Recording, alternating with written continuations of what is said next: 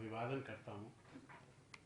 मेरे साथ ULB department के हमारे एसीएस साहब श्री अरुण जी बैठे हैं, हमारे additional director YS Gupta ji बैठे हैं, हमारे प्रचार प्रसार से श्री अमन जी बैठे हैं, हमारे चिराग जी बैठे हैं सीटीपी, और भी अन्य अधिकारी बैठे हैं। तो ये मेरी पहली विधिवत मंत्री बनने के बाद पहली पत्रकार वार्ता है, और इसमें मैं अगर ये शुरू करूं कि पूरे हरियाणा का जो भी एरिया है उसमें 44,212 स्क्वायर किलोमीटर, उसमें से जो हमारा यूएलबी का एरिया है वो 2800 स्क्वायर किलोमीटर है,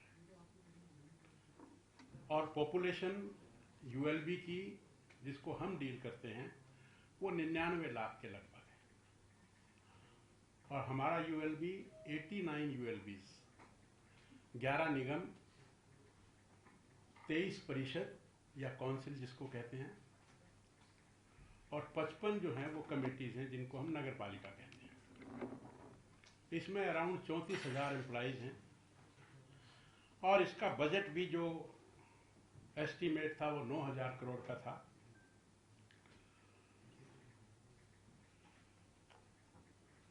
अब मैं इसकी कुछ उपलब्धियां जो सेलियंट्स हैं उनके बारे में आपको थोड़ा शॉर्ट में बताता हूं। सबसे पहला काम, पूरे भारतवर्ष में हरियाणा ने पहला किया, काफी डिफिकल्ट काम था, काफी इसमें दिक्कतें आई, प्रॉपर्टी आईडी का। हमारे डिमांड रजिस्टर में पहले लगभग 30 लाख प्रॉपर्टीज थी। 4 साल पहले एक कंपनी को हायर किया, और उस कंपनी ने पूरी यूएलबीज के एरिया को मैप किया, 1-1 इंच जमीन को नापा, और लगभग उसने 42,70,000 प्रॉपर्टी लगभग चिन्हित की। और जब उसने चिन्हित की तो उसमें 1.A1, 1.AB, 1.AC इस तरह से उसने सर्वे किए, और सर्वे के दौरान लगभग उसके पास 3,10,000 ऑब्जेक्शंस आए, और लगभग 3,10,000 ऑब्जेक्शंस दूर किए। उसके बाद वो जो डाटा है वो हमने यूएलबीज को सबमिट किया, उन्होंने इसको वेरीफाई किया। 10% जो डाटा है उसको वेरीफाई करना होता है, उसमें से 10% की एरर निकलने की संभावना होती है। तो वो सब फॉर्मेलिटीज करने के बाद ये डाटा डिपार्टमेंट को मिला, और डिपार्टमेंट ने 1.5 महीने पहले इसको एनडीसी पोर्टल पर लाइव कर दिया। लाइव करने के बाद हमारे पास जो रिजल्ट आया वो ये आया कि 42,70,000 में से लगभग 23.5 लाख प्रॉपर्टीज जो पिछले डिमांड रजिस्टर में थी वो इंटीग्रेट हुई, उनको उसके साथ कोलैबोरेट करके उनकी इंटीग्रेशन हमने अप्रूव कर दी, और लगभग 11.25 लाख प्रॉपर्टीज जो हैं वो इंटीग्रेट नहीं हो पाई, उनका प्रोसेस अभी भी चल रहा है। अब उसमें मैंने पिछले महीने का जो रिकॉर्ड लिया तो उसमें लगभग 60,000 प्रॉपर्टी जो हैं वो और इंटीग्रेट हो गई। लेकिन इसके बाद भी हमारे पास कुछ शिकायतें थी, तो हमने दोबारा से भी लोगों को अपील की, पूरे प्रांत में बोर्ड भी लगवाए, अखबारों में भी निकाला कि भी अगर किसी की कोई गलती रह गई हो तो वो दोबारा हमें अप्लाई करे।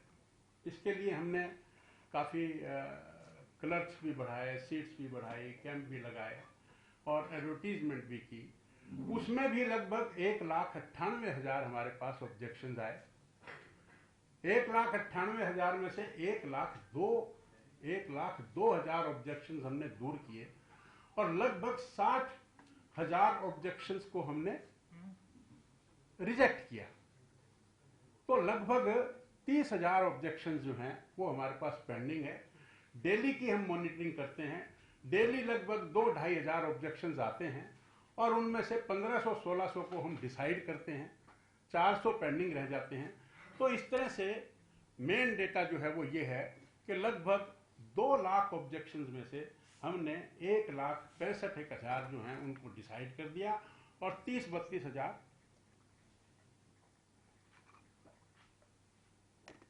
पेंडिंग है। इसमें हमने एक बात और की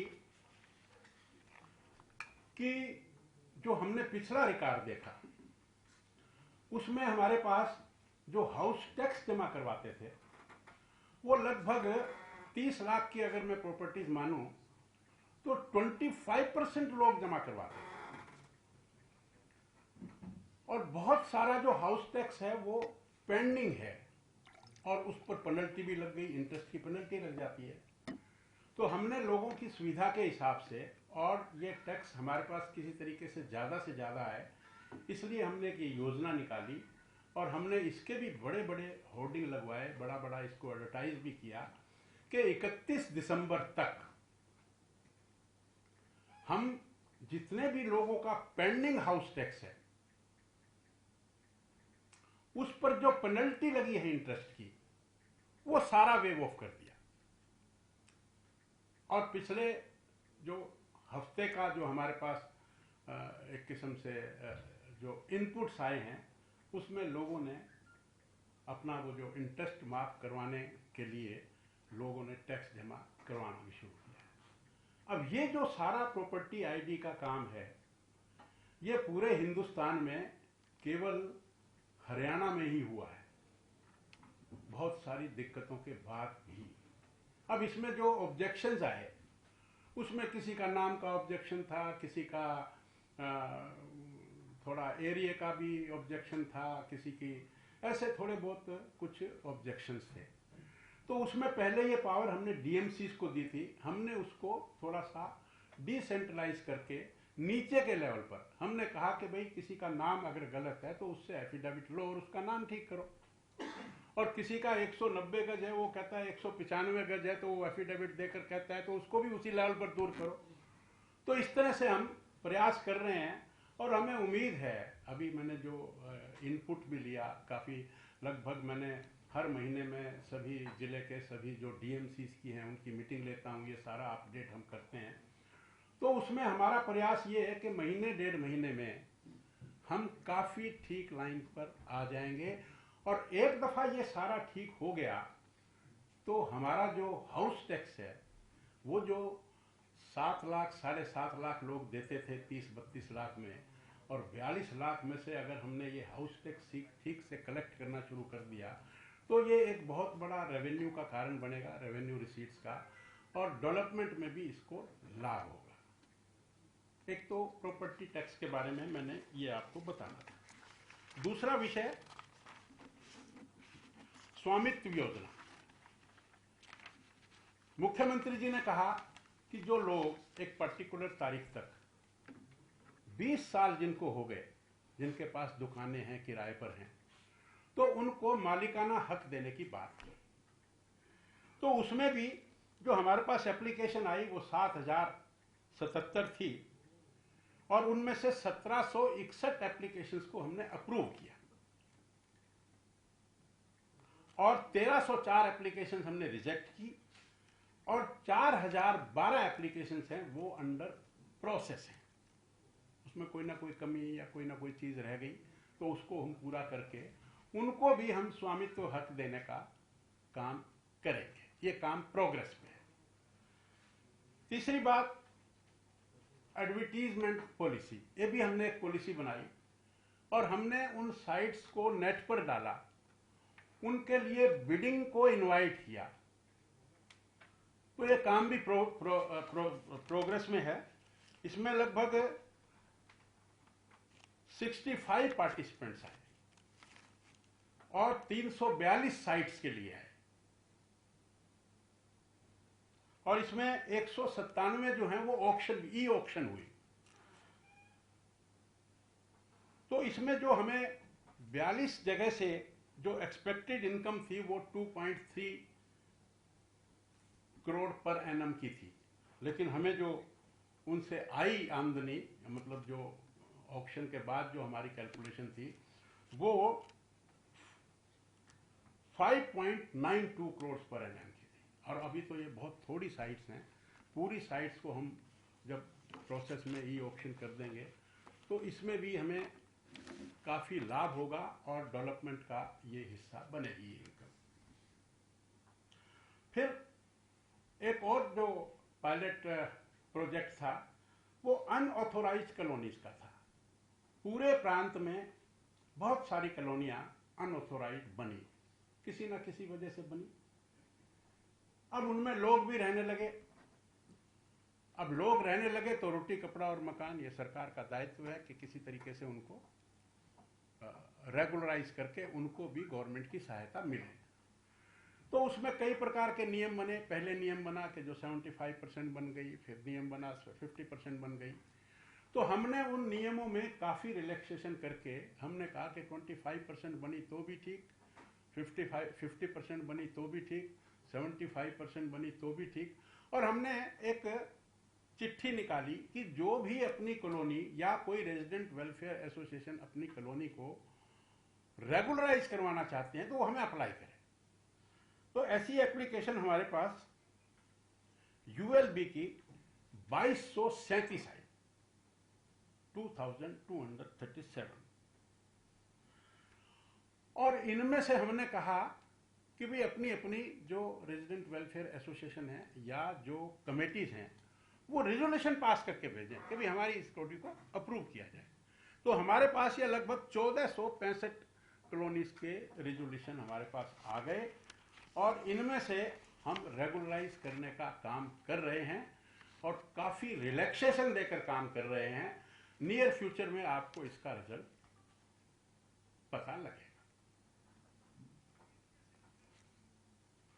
फिर एक और पायलट प्रोजेक्ट हमने शुरू किया, पार्किंग की मार्किंग। हमने सभी जिले के ऑनरेबल जो डीएमसी थे उनको कहा कि शहर में कहीं भी कोई पार्किंग की जगह होती है, सिनेमाज हैं, बैंक्स हैं, कॉलेजेस हैं, स्कूल्स हैं,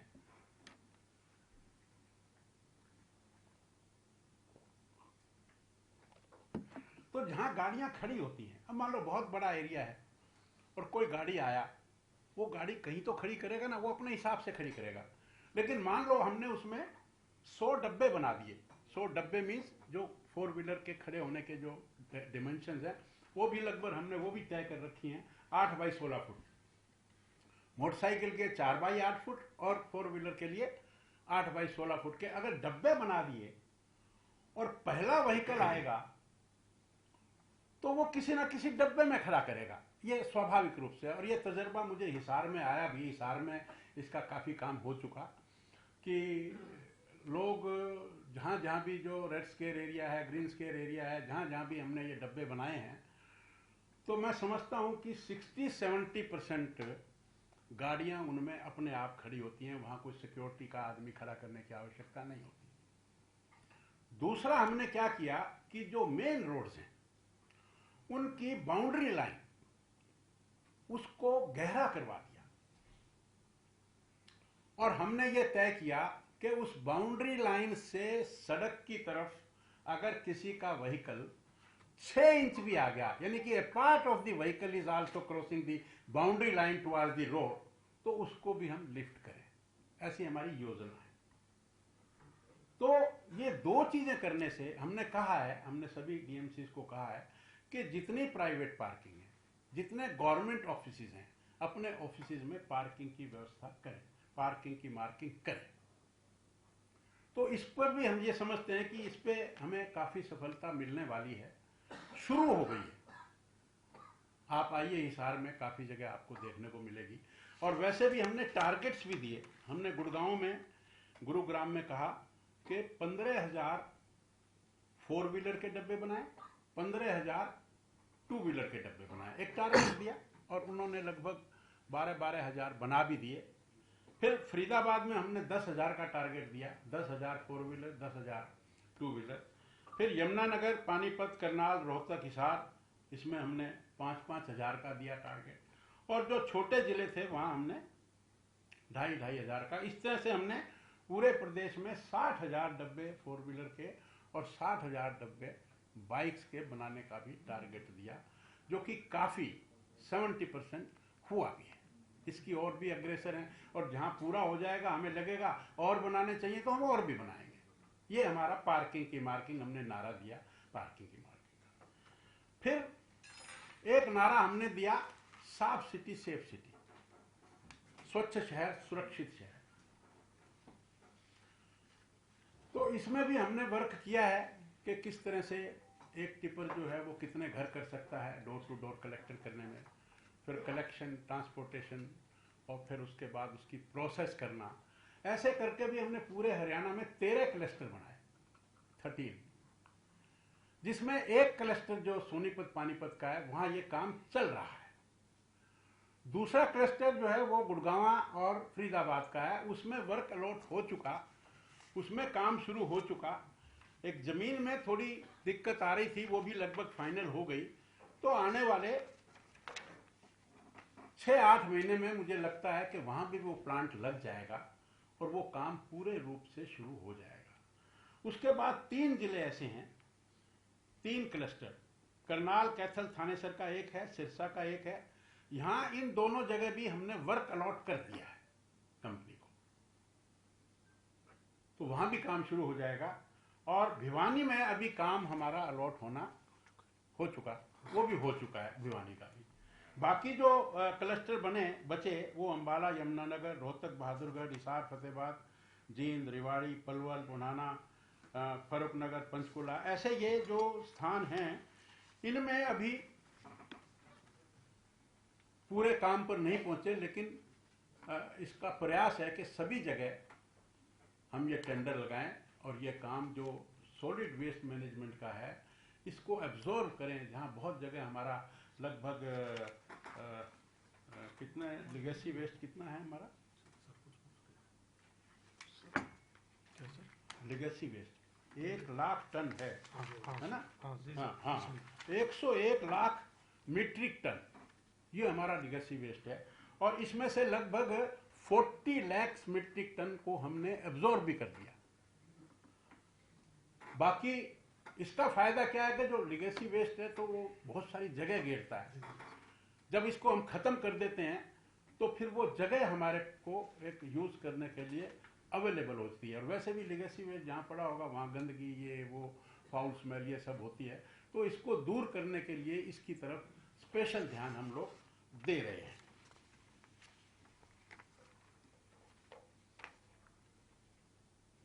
एक हमने 2-3 पोर्टल्स खोले हैं। एक है HEWP, Haryana engineering works portal. अब इसमें भ्रष्टाचार को दूर करने के लिए हमारे जो इंजीनियर्स हैं वो किसी भी काम को जब तय करते हैं, प्लान करते हैं, फिर उसको इस पोर्टल पर लोड करते हैं। तो लोड करने के बाद उसका जो administrative approval, technical approval, work tender, और फिर work allotment and work completion and the payment also, वो सब की सब ई लाइन पर ऑनलाइन हो जाती है। तो इससे कोई किसी को किसी के चक्कर नहीं काटने पड़ते। अब ये भी इनिशियल स्टेज पर है, और अभी तक हमारे पास जो टोटल यूएलबी की जो आई थी प्रपोजल वो 3,402 की थी। और ये पोर्टल केवल यूएलबी के लिए नहीं है, अदर डिपार्टमेंट्स हैं जैसे पीडब्ल्यूडी है, पब्लिक हेल्थ है, उनके लिए भी है। तो टोटल जानकारी मैं आपको दे रहा हूं 8,790 है, जिसमें से यूएलबी का हिस्सा 3,402 का है, और इसमें डीएनआईटी जो है 3,402 में से 2,613 की बन चुकी, और टेंडिंग प्रोसेस जो है वो 2,550 पर चालू है, और वर्क लोड भी लगभग 665 पर हम कर चुके हैं। ये आंकड़ा मैंने आपको केवल यूएलबी का दिया है। फिर 2-3 चीजें और भी हैं।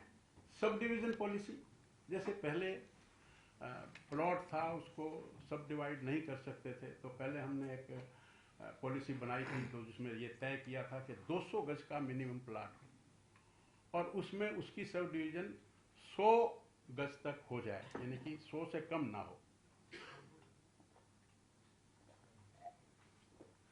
लेकिन उसमें काफ़ी लोगों का सुझाव आया कि जी बहुत छोटे छोटे प्लाट हैं, तो उसको भी हमने 200 की जगह 100 और इंडिविजुअल आफ्टर सब डिवीजन 50-50 का वो हमने कर दिया।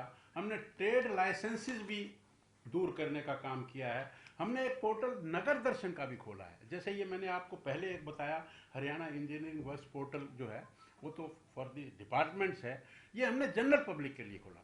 कोई भी व्यक्ति अपने एरिया में अपना एरिया उस पोर्टल पर खोलेगा, खोलने के बाद वो ये कहेगा कि ये गली खराब है। अगर ये गली खराब है, उसकी लेंथ वगैरह लिखेगा, उसका रफ एस्टिमेट भी लिखेगा, तो उसको उस एरिया का जो इलेक्टिव रिप्रेजेंटेटिव है वो वेरीफाई करेगा, या तो पार्षद करे या एमएलए करे या एमपी करे। वो वेरीफाई करने के बाद उसका एस्टिमेट बनेगा, उसमें वो अप्रूव होगा और रिजेक्ट भी हो सकता है। अप्रूव होने के बाद फिर उसका वर्कलोड और टेंडर और सारा कुछ, वो सारा भी ऑनलाइन। इसको हमने नाम दिया है नगर दर्शन का।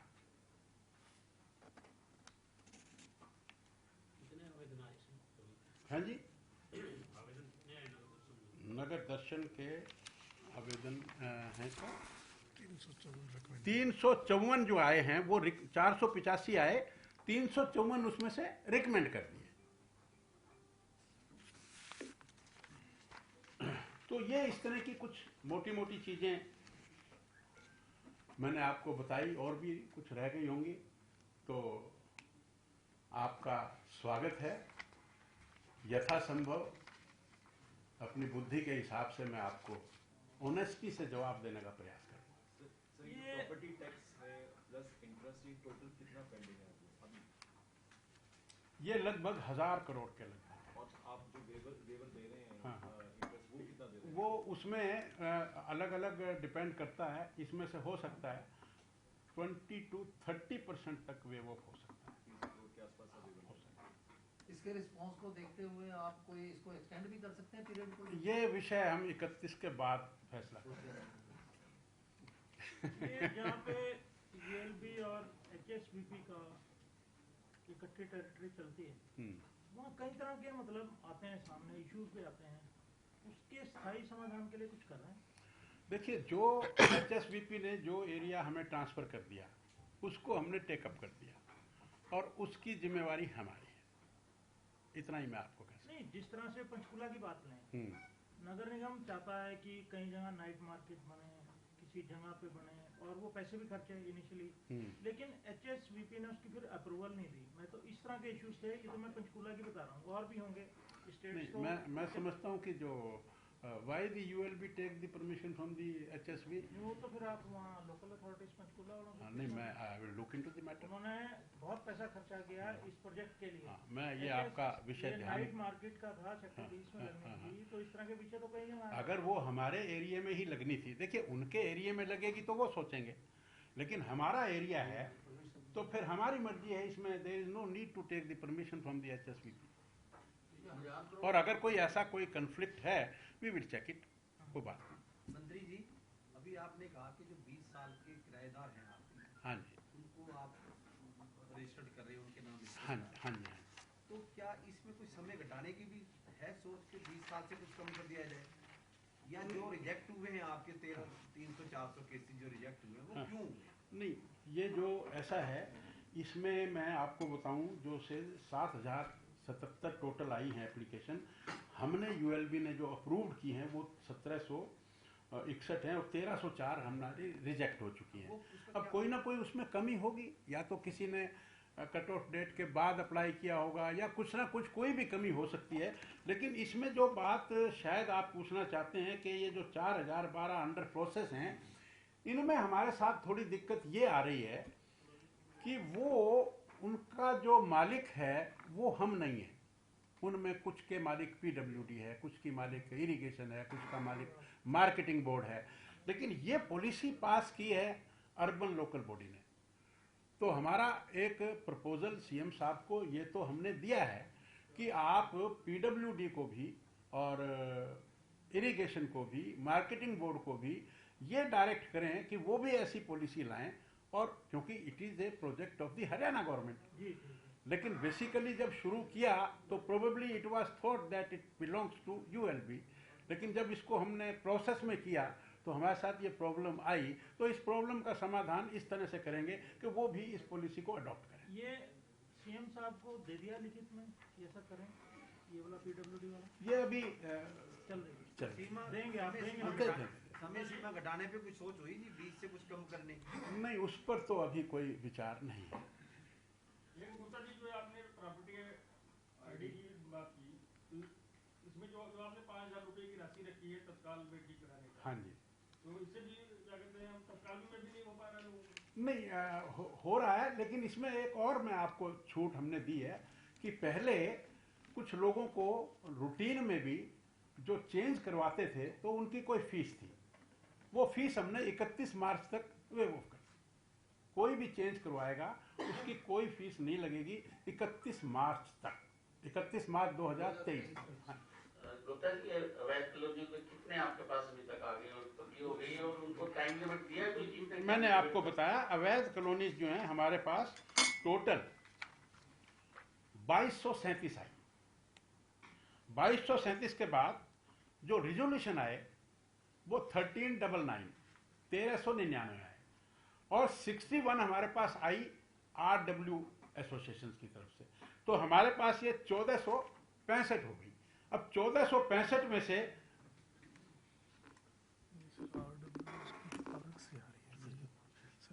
ये तो मैंडेटरी कर दिया ना सर, पहले हमने 1359 में से ही है सर, ये 66 जो जल्दी बताया गया था। अच्छा, हमारे एसीएस साहब कह रहे हैं कि ये 1399 में जो 66 है ये उसमें इंक्लूडेड है, क्यों? हाँ सर, उसमें बेसिकली ये हुआ था कि क्यों हमारे पास जितने आवेदन आए थे ये इंडिविजुअल ने किए हुए थे, हम चाह रहे थे कि कम से कम उसकी क्या कि उनकी आरडब्ल्यूएस कॉन्स्टिट्यूट हो, और आरडब्ल्यूएस का कि कई कॉलोनी में दो संस्थाएं बनी हुई है, एक ने अप्लाई कर दी। नहीं, वो भी हमारे पास तो थी नहीं, 2 भी कर दें, 1 भी कर दें, हमारे लिए सफिशिएंट है वो। तो अब ये क्योंकि ये काम अभी शुरू किया गया था करीब 10 दिन पहले, इस 10 दिन के अंदर 66 का आ चुका है, बहुत जल्द बाकी भी आ जाएगा। हम रिलैक्स्ड नॉर्म्स करके इसको जल्दी ही, मतलब उम्मीद है कि जो ही रेजोल्यूशन आएगा, 2 महीने कब तक अप्लाई कर सकते हैं, या कोई अप्लाई करने के लिए तो ओपन एंडेड है अभी तक, आगे भी कर सकता है आदमी, उसका प्रोसेस जो है चलता रहेगा, परंतु अभी रेगुलराइज उनकी होगी जिनके आरडब्ल्यूएस के रेजोल्यूशंस भी आ जाएंगे हमारे पास। ओवरऑल सरकार का मन ये रेगुलराइज करें। हाँ सर, उसमें हम मेन तो इंटरनल रोड का अच्छी, हाँ, मैं वो भी बता देता हूँ कि जैसे हमने पहले कहा कि भाई मिनिमम जो रोड है, गलियां हैं, वो 6 मीटर की होनी चाहिए। तो 6 मीटर की जितनी भी कॉलोनियां थी वो बहुत कम थी, तो फिर हमने उसमें थोड़ा और रिलैक्सेशन किया। तो इस तरह से हम बढ़ रहे हैं, लेकिन हम ये तो नहीं कर सकते ब्लाइंडली कि हमारे पास जी ये इतनी आई है सारी की सारी का। किस इलाके में सबसे ज्यादा कॉलोनियां बनी हैं? आज आपने भी अखबारों में देखा होगा, प्रॉपर्टी आईडी की जो पूरे कंट्री में हरियाणा अग्रिम है, लेकिन कांग्रेस की जो नेता हैं उनका आरोप ये है कि प्रॉपर्टी आईडी के नाम पे घोटाला हो रहा है, शायद आपके ध्यान में आया होगा। तो ये क्या माजरा है जिसको डबल कह रहे हैं कि पैसे दे दिए गए, अवधि बढ़ा दी गई उसकी, जो कंपनी है? नहीं, घोटाले की कोई बात नहीं है, लेकिन इसमें कोई शक नहीं है कि गलतियां हैं, और गलतियों भी जो मैं एक बात और भी कह दूं कि जो हमने कहा कि जो 42 लाख में से 3,10,000 ऑब्जेक्शन आए, अब ये हमने नोटिस भेजने के बाद ये ऑब्जेक्शन आए। हम ये दावा नहीं करते कि जो 39 लाख है वो ठीक है, अब लोगों ने नहीं ऑब्जेक्शन किया। अब आज भी हम बोर्ड लगा रहे हैं, बोर्ड लगाने के बाद भी 1,98,000 आए। अब 1,98,000 आए तो हम उनको ठीक करेंगे, और हम ये प्रोसेस जो है ये, क्योंकि it is a very big project, अब कोई इसमें मल्टीफैक्टोरियस चीजें होती हैं, इसमें कंपनी भी डिफॉल्टी हो सकती है, इसमें हमारे अधिकारी भी डिफॉल्ट हो सकते हैं, और इसमें जो पब्लिक है वो भी डिफॉल्ट हो सकती है। वो गए किसी के पास, नंबर 1 तो कंपनी वाले ना गए हों, इनकॉम्पिटेंट हों, नंबर 2 अगर गए तो मान लो मेरे घर पर गए, मेरा भाई मिला या मेरी वाइफ मिली, उसको नहीं पता कंपनी किसके नाम है, या फिर थोड़ी सी हमारी नीयत भी ऐसी रहती है कि मान लो 400 गज है 400 गज बता दिया तो ज़्यादा टैक्स लगेगा, वो 300 बता दिया। अब वो जब बाद में सब ये सब चीज़ें उनको ये लगा कि भाई ये तो मैंडेटरी हो गया, तो अब वो सब चीज़ें ठीक करवाने पर लगे हुए हैं, तो हम एक्सेप्ट करते हैं। देखिए हमने जो डिपो होल्डर्स का काम ऑनलाइन किया, उसमें भी हमें बड़ी दिक्कतें आई। उसमें एक था कि जो एजेंसी ने किया है, सर्वे किया है, हाँ, अगर उसने गलत किया तो उसमें पेनल्टी लग रही थी। नहीं गलत किया तो उसमें पेनल्टी लगने के बजाय आपने उसको पूरी पेमेंट कर दी। नहीं ऐसा है, गलत किया ये रिकॉर्ड कहाँ है? आरोप तो यही आ रहा है। नहीं एक मिनट देखिए, आप तो कह ही रहे हो कि नहीं आप मेरी बात सुनिए। एवरीथिंग जब उन्होंने गवर्नमेंट को सेट किया और गवर्नमेंट के हमारी 89 यूएलबीज ने उसको वेरीफाई किया, तो उसमें से उन्होंने फिर सर्टिफिकेट दिया है हमें। उन्होंने 10% एट रैंडम को चेक करके और जितनी भी उसमें गलतियां थी उसको देख के एक सेटिस्फेक्शन का सर्टिफिकेट दिया है। उस सर्टिफिकेट के बाद उस डेटा को हमने एनडीसी पोर्टल पर डाला है। कहने की बात अलग होती है, आप रिकॉर्ड लाइए। नहीं गुप्ता जी, बात ये है कि अगर कंपनी ने उसकी कंपनी की रिस्पॉन्सिबिलिटी अब खत्म हो गई है, मतलब आप ये मान के चल रहे हैं कि आज की डेट में कंपनी की कोई रिस्पॉन्सिबिलिटी नहीं है? होगी तो आप करेंगे वापस लेंगे पैसे उससे। नहीं देखो ऐसा है ना जी कि कोई भी चीज इस प्रकार की सर्वे जो होता है ना 100% करेक्ट जो भी थी, वो एग्जैक्ट मुझे याद नहीं है, उतनी उसको अलाउड है गलतियां भी होना। तो उस जो सर्टिफिकेट दिया है एजेंसी हमारी कमिटीज ने, उन्होंने ये दिया है कि अलाउंस लिमिट के अंदर ही इनकी गलतियां हैं जो रैंडम चेकिंग में पाया गया है। तो इसलिए वो 1% तक तो ह्यूमन एरर है ना, कम से कम। एक ये सर ये भी कह रहे हैं कि 18 करोड़ का कोई ठेका था, उसको पैसे दे दिए 40 करोड़ के आसपास, ये भी आरोप जो है आया है। क्या ऐसा है? ऐसे मुझे कोई जानकारी में नहीं है। अगर अब आए तो अब दो ना मुझे। नहीं, पैसे कह रहे कंपनी को डबल दे दिए। आप कोई भी इंक्वायरी करवाएंगे, हम उसकी एक स्टैंडर्ड उसकी इंक्वायरी करवाएंगे और दोषी कोई भी हो, he will be punished 100% punished. आप इस पूरे केस में इंक्वायरी करवाएंगे? करवा देंगे, आप लिख कर दीजिए हमें। जो कंपनी हायर की आपने सर्वे के लिए, वो तो टेंडर प्रोसेस से हायर की होगी। हाँ जी, वो तो 4 साल पहले मैंने बताया ना, 4 साल। हाँ जी, टेंडर की कंडीशंस होंगी कि हाँ जी, हाँ। तो क्या कंपनी ने टेंडर की जो कंडीशंस थी उसके बियॉन्ड जाके कोई काम किया क्या इसमें? नहीं, अब मैं इतनी पर्टिकुलर डिटेल तो मैं नहीं बता पाऊंगा आपको, लेकिन जो भी काम हुआ है वो with in the framework of the rules हुआ है। और अपने को अगर कहीं भी, मैं आपको ऑन रिकॉर्ड चैलेंज कर रहा हूं, अगर किसी को कुछ भी लगता है, we will get the inquiry done and the person whosoever may be responsible will be punished. सरकार का कितना पैसा खर्च हुआ है इसमें, कितना पैसा लगा है? ये मैं अभी तो क्योंकि इसका मुझे नहीं है रिकॉर्ड, मैं आपको उपलब्ध करवा दूंगा। अप्रोक्सीमेटली 40 करोड़। क्या गुप्ता जी, इसमें जो ये प्रॉब्लम जो है इसमें है कि कंपनी ने तो मौके की स्थिति के हिसाब से ली या रजिस्ट्री के हिसाब से ये तो रजिस्ट्री के हिसाब से शायद दर्ज कर रहे हैं, इसलिए दिक्कतें आ रही हैं। नहीं, एक बात मैं और क्लियर कर दूं कि ये जो प्रॉपर्टी आईडी है, it is not valid for registry. Registry के लिए तो आपका जो रजिस्ट्री के कागज हैं वही वैलिड होंगे। ये रिकॉर्ड के मुताबिक। हाँ, रेवेन्यू रिकॉर्ड के, ये उसके लिए नहीं है। ये तो इसलिए सारा सिस्टम किया कि एक इंच जमीन जो है वो हमारी नप जाए। इस तरह की बेनामी प्रॉपर्टीज जितने भी होंगे और अनेक प्रकार का जो, इसको देखो, सिस्टम को ठीक सेट होने में समय लगता है। मैं आज ये क्लेम नहीं कर रहा, इसका रिजल्ट तो 2-3 साल के बाद आएगा। और रिजल्ट जो है वो कोई मेरे बताने से नहीं होगा। रिजल्ट आएगा कि हमें कितना टैक्स रेवेन्यू में मिलता है। मंत्री जी, और फिर ये एनडीसी लेने के लिए आपको जाना नहीं पड़ेगा, आपको ऑनलाइन मिलेगा। मंत्री जी अभी ऐसे आ जाएंगे। एंक्रोचमेंट कितनी निकली है आपकी लैंड पे, कितनी एंक्रोचमेंट निकली है इसमें जब पूरे सर्वे में? नहीं, इसमें इंक्रोचमेंट की का तो इसमें कोई यही नहीं था सर, मंत्री जी, जो एसी साहब ने अभी कहा कि 5% हमने उनको अलाउड किया हुआ था गलतियों के लिए। हाँ। अगर 5% से ज्यादा आती हाँ। गलतियां पाई जाती तो उस कंपनी को हाँ, तो जो भी टर्म्स एंड कंडीशंस के हिसाब से होगा वो करेंगे।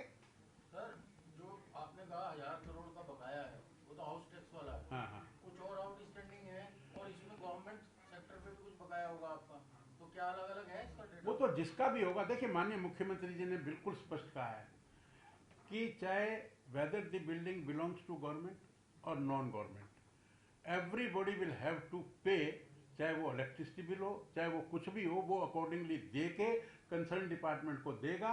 वो एक अलग बात है कि उससे मान लो बिजली का बिल है, मान लो यूएलबी को बिजली का बिल देना है, बिजली का बिल तो यूएलबी को देना पड़ेगा, बिजली का बिल दे, और उसके बाद अगर कोई बिल्डिंग बिजली बोर्ड ने यूएलबी से किराए पर ले रखी है तो उसका किराया वो यूएलबी लेगी, और वो वहाँ एक इसके लिए हमने शायद एक ऑफिसर भी तय किया है कि वो नोडल ऑफिसर, कि वो ये सब खाते बराबर जो भी कुछ है घटा बढ़ा इस समय हैंडी डाटा है जो सरकारी बिल्डिंगों में कितना हमारा बकाया है? मैं अभी तो नहीं मैं बता सकता, लेकिन वो अवेलेबल हो जाएगा। अप्रोक्सीमेटली हमारी असेसमेंट से 200 करोड़ है करीब सर। 200 करोड़ हमने देना है, नहीं लेना है सर। 200 करोड़ अप्रोक्सीमेटली ऐसे साहब बता रहे हैं कि 200 करोड़ रुपए हमने लेना है। तो इसके अलावा हाउस टैक्स के अलावा भी आउटस्टैंडिंग होगी, वो क्या कौन सी? नहीं, वो जैसे डेवलपमेंट चार्ज है, अब डेवलपमेंट चार्ज के बारे में भी there is a lot of confusion, मैं आपका कंफ्यूजन दूर करता हूँ। देखिए there are four type of societies, जैसे रिहेबिलिटेशन है, टीपी स्कीम की है, मार्केटिंग बोर्ड की है, इस तरह में ऑलरेडी डेवलपमेंट चार्जेस पेड है, इनसे डेवलपमेंट चार्जेस नहीं लिया जाएगा। कुछ यूएलबीज ने इनका डेवलपमेंट चार्जेस उस पर लोड कर दिया, जो कि हमने कहकर हटवा दिया, और कहीं से नहीं हटा तो वो हट जाएगा, ठीक है। डेवलपमेंट चार्जेस जो अनऑथोराइज्ड कॉलोनी है और जो ऑथोराइज्ड बन गए, उनकी कोई भी पहले रजिस्ट्री करवाएगा उससे डेवलपमेंट चार्जेस लिया जाएगा, वेरी क्लियर। ये जो आपने एडवर्टीजमेंट पॉलिसी पीछे रिलीज की है सीएम साहब ने, वो बहुत बढ़िया थी। चलो भी शहरों में पर्टिकुलर मतलब Thank you. तो अर्निंग होगी म्यूनसिपल कमेटीज को सबको, मगर जैसे पंचकूला में आप जाइए, कभी आप जाते भी होंगे, आपने देखा होगा सभी जितने भी मेजर चौक्स हैं, रोड अबाउट्स हैं, उन पे डिजिटल एडवर्टीजमेंट डिस्प्ले हो रही है, जो कि ड्राइविंग पर्सन्स को बड़ी दिक्कत होती है। उसमें कई बार एक्सीडेंट हुए हैं, मगर ये मतलब कोई पॉलिसी ऐसी भी है कि राउंड अबाउट्स पे भी लगा सकते हैं, उसमें पॉलिसी में कोई नहीं, उसके लिए सब साइट्स फिक्स हैं, और उन साइट्स पर अगर नहीं लगती तो दैट इज इलीगल। वो हम उसको पूरा चेक करने का प्रयास करेंगे, और कोई आपके ध्यान में आता है तो आप कर नोट कर लिया। एक मेजर सवाल, सरकारी जमीन पे लोगों ने कॉलोनी बना ली, कब्जा कर लिया मुद्दा की जमीन पे जो नगर निगम के अंदर आती है, क्या उनको भी आप रेगुलर करोगे? नहीं, वो कैसे रेगुलर हो सकती है? नहीं, क्या है पर वो कॉलोनी बस चुकी है, 85% 90% तक वो बस चुकी है, खाली आप करा नहीं पा रहे, बिजली कनेक्शन पानी कनेक्शन आपने दिए हुए हैं, उसके ऊपर क्या सरकार एक्शन लेगी? नहीं, उस पर जो भी लीगल एक्शन होगा वो लेगी। आप नगर पालिकाएं आपके अंदर है, और सबसे बड़ी समस्या जो नगर पालिकाओं नगर निगम की आ रही है, उनका कूड़ा उठाने और उनको फिर एक जगह डंप करने। जहाँ डंप करते हैं कई बार खाली करवा देते हैं, पालिका की प्रॉब्लम है, वहाँ कूड़ा इतने समय से पड़ा हुआ है, और जो नगर पालिका ने जगह ली थी उसको खाली करवा दिया 4 दिन बाद। ये जो हमारे 13 क्लस्टर्स हैं, जब ये पूरे होकर हो जाएंगे तो ये समस्या समाप्त हो जाएगी। इसी से जुड़ा हुआ है। हाँ, क्योंकि वो कहीं कहीं डाल देते हैं ना। अब वो जब हमारा ये सारा लैंड का और ये सब इशू सेटल हो जाएगा तो लीगेसिटी वेस्ट तो बचेगा ही नहीं। अब जब दिल्ली आप मुकरबा चौक पर जाते हैं तो लेफ्ट साइड को पहाड़ का पहाड़ बना हुआ है ना। तो दिल्ली का चुनाव इसीलिए हो गया ना कि तो यहाँ भी कब टाइम लिमिट है कोई? नहीं, वी आर डूइंग। मैंने आपको पूरी डिटेल बताई कि कहाँ हमारा प्लांट शुरू हो गया, कहाँ का टेंडर अलॉट हो गया, कहाँ का वर्क अलॉट हो गया। मैंने आपको पूरी डिटेल। थोड़ा समय और भी लग सकता है। पंचकूला में पिछले दिनों डेमोन्स्ट्रेशन भी हुआ था 2-3 दिन डंपिंग ग्राउंड को लेकर। नगरपाल के सेक्टर जितने भी हैं वहाँ इतनी बदबू आती है। तो ये समस्या कॉमन है जहाँ भी हम ये डंपिंग यार्ड बनाते हैं। और जैसे कोई भी कई व्यापारी भाई आते हैं हमारे पास के जी हमारे इसमें मार्केट में टॉयलेट नहीं है, तो हम कहते हैं बताओ भाई कहाँ बनाए, क्योंकि कोई भी अपनी दुकान के आगे नहीं बनने देता। तो डंपिंग यार्ड तो चाहिए, लेकिन हमारे गांव में नहीं होना सर चाहिए। एनजीटी ने 9 करोड़ का फाइन भी उस पे लगाया है, मतलब उसका कोई अल्टरनेटिव साइड का कुछ हो रहा है फाइनल? एक एक करके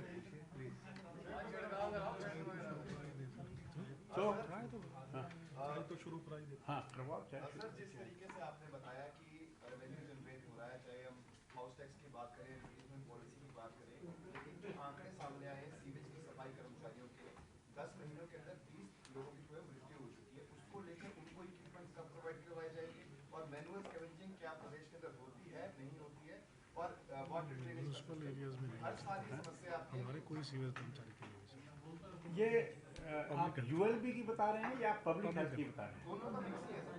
नहीं मिक्स तो नहीं, हमारा अलग है, हमारी नहीं है यूजुअली ये प्रॉब्लम। सर वाटर ड्रेनेज हाँ वाटर ड्रेनेज तो हमारे अमरूत में और उसमें सब प्रदेश के अंदर हाँ कौन कौन से ऐसे जिले हैं जहां पे आपने वाटर ड्रेनेज सिस्टम को ठीक करने की कोशिश करी और आगामी दिनों में वो समस्या नहीं आएगी? वाटर ड्रेनेज भी primarily public health engineering department देखता है जी। हरियाणा के अंदर विभाग मुख्य रूप से सिर्फ 5 जगह देखता है 89 में से, गुड़गांव, फरीदाबाद, पानीपत, करनाल और सोनीपत। हाँ वहाँ पर भी है समस्या है, परंतु अमृत योजना के तहत काफ़ी काम पहले करवाया गया है और अब अमृत 2 आ गई है जिसके अंदर बकाया हुआ काम है। मानता हूँ काम काफ़ी बकाया है, अमृत 2 के अंदर उसका बकाया काम को कंप्लीट किया जाएगा। अमृत 2 अभी जस्ट शुरू हो रहा है, नेक्स्ट 5 इयर्स का उसका पूरा प्रोजेक्ट है, उसके अंदर शामिल हो। एक दो चीजें मैं और आपके ध्यान में ला दूं, पिछले पेज पे थी एक्चुअली। हमारे पास स्टाफ कम है, इसके लिए हमने 40 जेईज जो रिटायर्ड हैं उनको लेने का हमने किया है, उसमें कुछ आ भी गए हैं हमारे पास, और ऐसे ही 20 एसडीओ का लेने का है। और हमने जो दूसरे डिपार्टमेंट्स हैं PWD, public health, irrigation, electrical, उनसे भी हमने कहा है कि if they can spare the engineers तो we are ready to take. नई भर्ती के लिए हमने 2000 फायर में और 1000 यूएलबी में, जो ये Haryana service staff selection commission है, उनको हमने भेजी हुई सिलेक्शन के लिए। अब ये ग्रुप सी का माता मनसा देवी के अराउंड हमने कुछ एरिया को होली एरिया डिक्लेयर करने का भी विचार किया है, ताकि उसमें कोई अल्कोहल वगैरह ना आ सके। एक मंत्री जी, मैं गर्दी सिलेट से सुरेश चौहान, एक सोनीपत में राजीव गांधी हब है यूनिवर्सिटीज की, बहुत बड़ी अच्छी यूनिवर्सिटी होती हैं, वो लाखों फीस लेती है, लाखों रुपए स्टूडेंट की फीस लेती हैं, क्या उसका सरकार को रेवेन्यू अच्छा मिलता है हमसे? क्या दोबारा? राजीव गांधी एजुकेशन सिटी, राजीव गांधी नाम की हब है बनी हुई, बहुत बड़ी यूनिवर्सिटी, एजुकेशन सिटी, उसका क्या इतनी लाखों फीस लेती है वो स्टूडेंट से, क्या हरियाणा गवर्नमेंट को उसका कोई लाभ है? हमारे विभाग का नहीं है सर, अर्बन लोकल बॉडीज का नहीं है सर, लाभ तो education with the probably urban local body. Sir मेरा रिलेशन है सर, वो आप इतनी रेवेन्यू इकट्ठी कर रहे हैं, इतनी बड़ी यूनिवर्सिटी चल रही है वहाँ पर, हमारी हरियाणा की आप हम चेक करा लेंगे, कोई बात नहीं। लाखों रुपए फीस लेते हैं वहाँ से, तो फीस लेना तो ठीक है, पहला बात तो हमें यही पक्का नहीं है कि वो म्युनिसिपल लिमिट के अंदर है या नहीं है। हमारे टैक्सेशन है, वो एजुकेशनल इंस्टीट्यूट प्रॉपर्टी टैक्स है, वो उनके ऊपर लागू होगा। सर मुझे इतना पता कि हरियाणा की जमीन पे बनी है। नहीं, हरियाणा की जमीन तो है, वो हरियाणा शहरी विकास प्राधिकरण की जमीन है जिसके education. It is not probably in our purview. Gupta ji, आप जब मंत्री बने थे तो बड़े आपने निगमों में छापे मारे थे, हाँ, और भ्रष्टाचार को खत्म करने की कोशिश की, कुछ हो पाया? मैं आपको बताता हूँ, कोई भी चीज 100% नहीं हुआ करती। आपको मैं बताता हूँ, इस चीज का आपको शायद पता नहीं लगता, ई अटेंडेंस लेता हूँ हफ्ते में 10 दिन में 9:02 पर हमारे डायरेक्टर साहब 4 जिलों में लैंडलाइन पर फोन करते हैं, और जब लैंडलाइन पर फोन करते हैं तो जो डीएमसी की अटेंडेंस तो वहीं हमें पता लग जाती है, और फिर उनको ये कहते हैं कि आपके अंडर जितने भी यूएलबीज हैं सबके जो अटेंडेंस रजिस्टर्स हैं उनकी फोटोकॉपी 9:15 तक हमें भेज दो, और हमें मिल जाती है, और उनमें हमें जो एब्सेंट मिलते हैं उनकी हम एब्सेंट लगाकर 1 दिन की तनख्वाह करते हैं। इस तरह के औचक निरीक्षण हम करते हैं और पर्सनली जाकर भी हम कहीं ना कहीं ये काम करते हैं और इसका बड़ा अफेक्ट भी आया। हमने कई लोगों की एक दिन की तनख्वाह काटी भी है। बायोमेट्रिक अभी सभी जगह नहीं है, मेरे ख्याल में एक आधी जगह ये शायद सर प्रैक्टिकल नहीं है, वैसे लागू तो इसमें काफी क्या करने जा रहे हो जिस तरह से चल रहा है? और भी कोई ये तो सिस्टम में आप सुधार कर रहे हैं, भ्रष्टाचार की बात कर रहा था मैं तो, ये तो नहीं। सिस्टम में सुधार किया। नहीं, किसी भी चीज में अगर सुधार होता है तो इनडायरेक्टली भ्रष्टाचार तो कम होता ही है। समय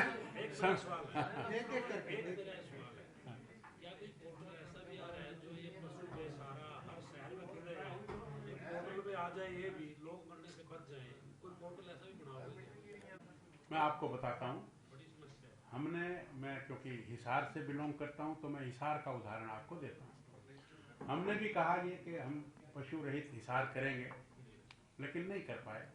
लेकिन हमने क्या किया जो पिछले 50 सालों में नहीं हुआ, हमने वो किया। हमने 50 एकड़ जमीन दी, नगर निगम को दी। नगर निगम ने उसकी 4 दीवारी करवाई। 4 दीवारी करवाने के बाद बाड़े बनवाए, शेड्स बनवाए, उसमें 3000 पशु हमने उसमें डाला। लेकिन वो पशुओं की मतलब 50 एकड़ जमीन, अब वो कई आप जैसे भाई मेरे से पूछ लेते हैं तो मैं जो जवाब देता है वो कोई बहुत ज़्यादा करेक्ट तो नहीं है, पर थोड़ा सा मैं ये कहता हूँ कि वो 3000 पशु अगर आज मैं सड़क पर छोड़ दूँ तो क्या हाल नजर आएगा। मतलब हमने प्रयास किया है, लेकिन हमें अभी पूरी सफलता नहीं मिली। मुझे ये आपके सामने मानने में कोई हेजिटेशन नहीं है। हम वी आर स्टिल ट्राइंग कि हम किस तरह से इनको हम क्या है कि हम जितनी भी गौशालाएं हैं उनमें भी भेजते हैं, 200 200 300 300 उनमें भी भेजा है। अब इसमें समस्याएं मल्टीपल हैं। कुछ जो साथ के लगते प्रांत हैं जो हैं वो फुल खाली छोड़ के रात को ट्रक पर छोड़ जाते हैं और चार जाते हैं, but still we want to manage it and we are trying for it कि भाई ये किसी तरीके से मैनेज हो। सर, लेकिन पशुपालन विभाग के अफसर तो कह रहे हैं कि हमारा पशु मुक्त कर दिया हमने स्टेट। पता नहीं, मैं तो नहीं मानता। मैं पशु मुक्त तो नहीं हो सकता। नहीं, मैं जो बात आपको कह रहा हूँ वो मैं अपनी जिम्मेवारी ले सकता हूँ, किसी और की जिम्मेवारी नहीं ले सकता। सर आपसे सवाल था गुप्ता जी, मेरा आपसे सवाल था जी जैसी साहब, वो मैं ये पूछ रहा था कि क्या आप किसी नगर पालिका को सीधे निगम बना सकते हैं? सीधे निगम मतलब जी? मतलब आप उसको नगर निगम बना देंगे? नहीं, उसके अंदर क्राइटेरिया है। नगर निगम बनाया नया, तो लोग मतलब जो है नगर पालिका और नगर परिषद को अपग्रेड करने के लिए आपको आवेदन देते हैं, तो मानेसर निगम ऐसे एकदम कैसे? नहीं, ऐसा कुछ नहीं होता कि कोई इतनी लगभग आबादी होनी चाहिए, इतने परसेंटेज पॉपुलेशन जो है उसकी नॉन एग्रीकल्चर एक्टिविटीज में होनी चाहिए, उस तरह का सारा नॉर्म्स है कुछ। वो नॉर्म्स के बाद भी एक जो concerned divisional commissioner in case of municipal corporation अपनी रिकमेंडेशन भेजते हैं, कमेटी बनी हुई है। वो कमेटी जब रिकमेंडेशन आती है उसको सरकार के स्तर पर अध्ययन किया जाता है और तब डिसाइड किया जाता है। ऐसा कुछ नहीं है कि भी सीधा कमेटी बनेगा फिर काउंसिल बनेगा फिर निगम बनेगा। 10 साल लोग डिमांड करते हैं एकदम निगम बन गया। नहीं, वही मैं कह रहा हूँ, ऐसा कुछ नहीं, क्योंकि वो एक काफी एरिया HSIDC और HSVP के द्वारा डेवलप था जो कि निगम क्षेत्र में कोई भी छोटी कमेटी में भी नहीं था। नहीं, प्राइम मिनिस्टर बनने के लिए जरूरी नहीं है CM बनना। आपसे और करता हूँ, हालांकि अपील तो मैं पहले कर भी चुका। एक तो ये कि आप अपने सारे इस प्रचार प्रसार के माध्यम से लोगों से ये अपील करें कि 31 दिसंबर का फायदा वो जरूर उठाएं। दूसरी बात, आप भी साथ देंगे और दिया भी है आपने साथ, पार्किंग की मार्किंग, और लोगों को जितना आप एजुकेट कर सकते हैं, जितना आप मोटिवेट कर सकते हैं, उतना कोई और नहीं कर सकता। लोगों को पूरे प्रांत में डब्बों में खड़े करने की आदत पड़े, और जो बाउंड्री लाइन हैं सड़कों की, बाउंड्री लाइन के बाहर खड़ी करें, बाउंड्री लाइन के अंदर खड़ी ना करें। साफ सुथरे जितने भी हमारे प्रोजेक्ट हैं उन सब में आपका बहुत अहम योगदान है, उसकी मैं आप सबसे हाथ जोड़कर अपील करता हूँ। और कोई हमसे कोई चूक हुई हो तो आपका भाई हूँ। सर, एक सवाल है मेरा। एक लास्ट सवाल। आप टेंडर देते हैं, लेकिन जो टेंडर लेता है गली बनानी है या किसी तरीके का काम है, उसकी फीस नहीं पहुंचती, उसके पैसे नहीं पहुंचते, तो वो बीच में काम छोड़कर चला जाता है। ऐसे कितने आपके सामने मामले हैं, हमारी नजर में तो बहुत ऐसे मामले हैं जहाँ पे कॉलोनी है या फिर शहर में सड़कें बननी है, लेकिन वो आधी खोद कर चले गए हैं। इसको लेकर आप नहीं, क्या ये कहेंगे? गलत है, लेकिन कई दफ़ा वो काम अगर अप टू द मार्क नहीं करेगा तो उसको पेमेंट हम रिलीज कैसे करेंगे? लेकिन और जब पेमेंट उसको रिलीज नहीं करती तो उस पर पनिशमेंट लगा हम करते हैं, पनिश करते हैं उसको, ब्लैकलिस्ट करते हैं। खोद कर चले गए 3 महीने 4 महीने तक, तो सफर तो आम आदमी कर रहा है ना। हाँ, ठीक है आपकी बात। तो इसके लिए आप क्या कर रही हैं? नहीं, हम उसको ब्लैकलिस्ट करेंगे ना, यही कर सकते वो हैं। तो ब्लैकलिस्ट कर दिया, उसको तो दे दी हाँ, सजा। हाँ, लोग क्यों भुगते हैं? उसके लिए क्या कर रहे हो? 4 महीने 6 महीने तो दोबारा टेंडर बना के बनाएंगे। हाँ। उसका जो प्रोसीजर है वो तो दोबारा ही टेंडर करके देना पड़ेगा। मैं आपकी बात से सहमत हूँ, लेकिन what can not be cured must be injured. सड़क तो बनवा दो सर, बनवा एक्शन खराब हो जाती है। मंत्री जी पॉलिटिकल सवाल ले लो मंत्री जी। बस एक लास्ट सवाल है बस। ये क्या आपको लगता है कि आपने मीडिया देर कर दी, बहुत काफी समय हो गया आपको मंत्री बनने हुए? दूसरी बात ये है, ये सवाल उस संदर्भ में है कि मीडिया में आपके मंत्रालय को लेकर क्वेश्चन मार्क काफी लग चुका है, परफॉर्मेंस को लेकर। उस संदर्भ में ये सवाल कर रहा हूँ, क्या मीडिया के सामने आने में आपसे काफी देर हो गई? नहीं, मैं मीडिया के सामने ऐसी बात विधिवत आज पहली बार आया हूँ, लेकिन अदरवाइज तो मिलना जुलना रहा ही है मेरा। सर वो ऐसे किया करोगे सप्ताह में 1-2 बार बातचीत कर। ठीक है, आपका सुझाव, आपका सुझाव मान सुझाव नहीं है, हमारी नाराजगी है, इसको रजिस्टर कर दो। 100% रजिस्टर्ड। तो अभी प्रेस वार्ता को समाप्त करते हैं। सभी पत्रकार आपको भी सबको नए साल की शुभकामनाएं। करके जाएं।